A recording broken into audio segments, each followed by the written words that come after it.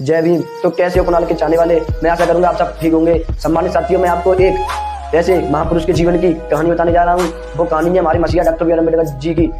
तो चलिए वीडियो को आगे ले चलते हैं। आपको मैं बताता हूँ। पहली शर्त थी कि भीमराव टाट अपने घर से लाएगा, बल्कि बाकी बच्चों को स्कूल से मिलता था।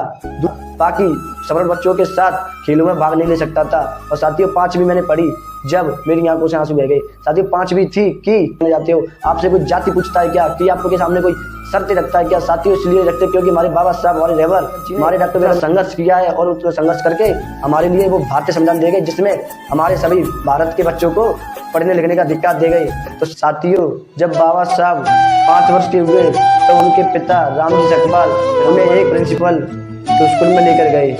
प्रिंसिपल साहब काफी गोल मतुल तगड़े बालक को देखकर खुश हुए। उन्होंने प्रवेश पत्र भरना शुरू किया। जब उनको पता चला कि जाति उनकी क्या है, तो प्रिंसिपल साहब ने गुस्से में आकर प्रवेश पत्र के टुकड़े टुकड़े कर दिए और प्रिंस चपरासी को बुलाकर आदेश दिया कि इस नीच को धक्के मारकर बाहर निकाल दो।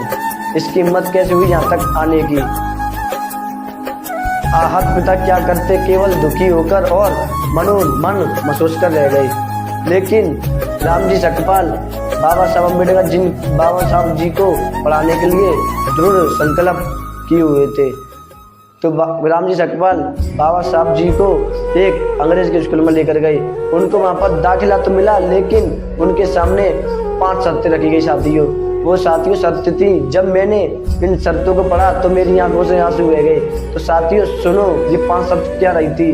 पहली शर्त थी कि भीमराव टाट अपने घर से लाएगा, बल्कि बाकी बच्चों को स्कूल से मिल जाता। दूसरी शर्त थी कि भीमराव बोर्ड के निकट नहीं जाएगा।